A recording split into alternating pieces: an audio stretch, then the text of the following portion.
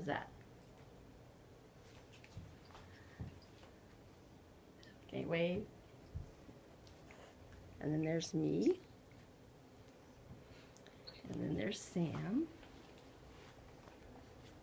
You sit down. Football is king.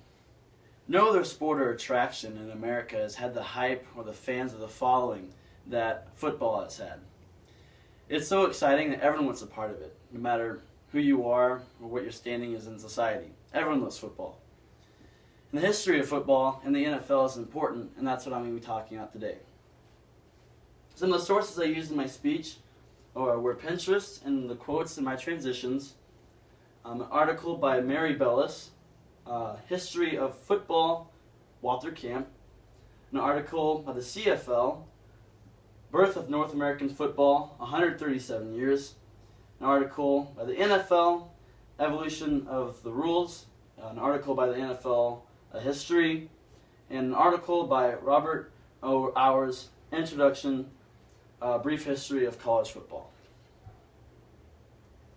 Hi, my name is Sam Hilgendorf, and today I'm going to be talking about the NFL and its history and the rules throughout the years. I'm going to be talking about three aspects. Number one being the birth of the game.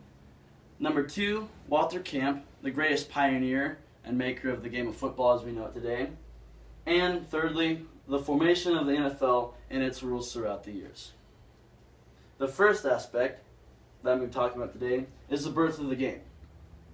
Now, 2 points in history have constantly come up in my research of football and its history. The first being a game between Rutgers and Princeton on November 6, 1869.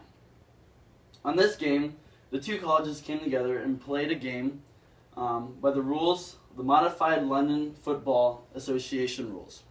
But it was a lot more like soccer than it was like football, but Rutgers still won the game 6-4. The game that I believe to be the first football game ever made or ever played was the game between McGill and Harvard on May 14th and May 15th, 1874. And there are a few reasons why I think this is the first football game. This was the first game where there were 11 players on each side. The game was played with an oval ball shape instead of a sphere like soccer. And the ability to run with the ball was introduced in this game. Before this, you had to kick the ball, even in the game before this.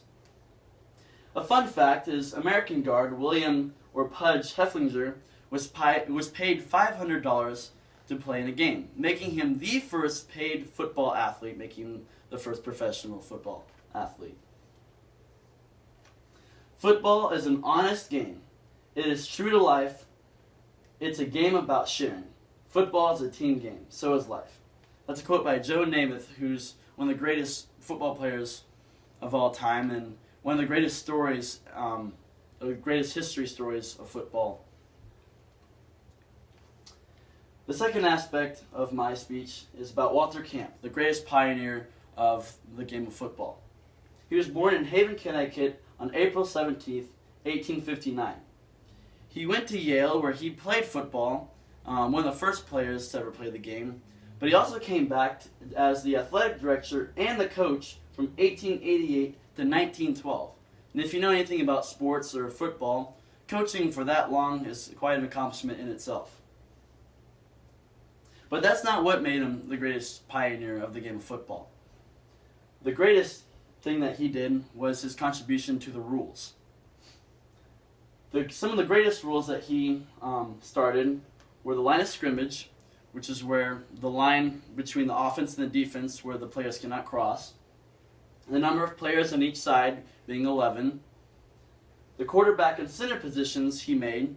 The center starts the play by snapping the ball in between his legs to the quarterback, who either hands the ball off to another player to run, throws the ball, or runs the ball himself. He instituted the forward pass, which is throwing the ball forward to another player who catches it and keeps running. And the scoring system he also created. 6 points a touchdown and 2 points for a safety, which he also created.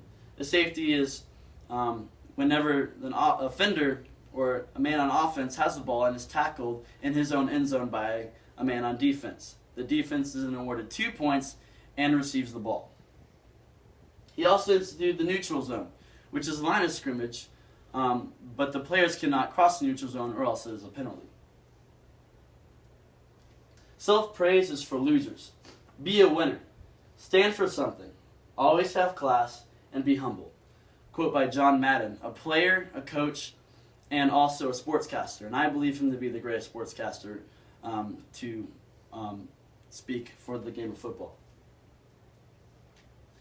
The third and final aspect that I'm going to be talking about is the NFL and its formation. Prior to 1920, there were professional teams, but there was no league or association to bring them into one. That all changed in 1920 when the American Professional Football Association was formed, or the APFA. And in 1922, the APFA changed its name to the National Football League, or the NFL, which is what we know it as today. The NFL has had some important changes in the game. Some of the greatest I have laid out in my PowerPoint. In 1929, the field judge was added to the officials. The field judge stands on the line of scrimmage and makes sure that neither side crosses the line of scrimmage, or else that will be a penalty. In 1938, roughing the passer was made illegal. You can hit the passer as long as he has the ball, but once the passer has thrown the ball, it is made illegal to hit him to the ground. This is because he cannot protect himself when he's in the act of throwing. In 1943, helmets were made a requirement in the NFL. Players wore helmets often, but in 1943, they were made a requirement because not all players wore them. In 1956, being down is defined. Being down is the player with the ball is defined as down if anything besides his hands or his feet touch the ground, forced down by an opposing player. In 1962, the face mask was made illegal, which is the grabbing the face mask and pulling it. And it can cause serious injury to a player, and that's why it was made illegal. And in 1966, the goalpost locations was placed to the back of the end zone. Before, the goalposts were at the front of the end zone. And a couple of times throughout a game, you would see players run into them because they couldn't see where they were going, or they were looking for a pass and they would run and hit it and they'd be put on the ground and out of the play. Winners never quit and quitters never win. That's a quote by Vince Lombardi, one of the greatest coaches. He coached the Green Bay Packers. And if you know the name, if the name sounds familiar, they named the NFL Super Bowl trophy after him, the Lombardi Trophy. So today I hope I've shed a little light on the most important aspects of football and the history of the NFL. One being the history of the game, second being Walter Camp, the greatest pioneer of the game, and third being the formation of the NFL and the rule changes throughout the years.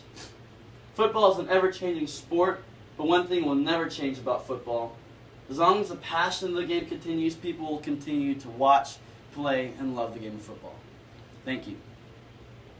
Yay. All right, and I show us at the end. Still watching? Are you watching, Victoria? Yes, there she is. And I'm still there. Thank you.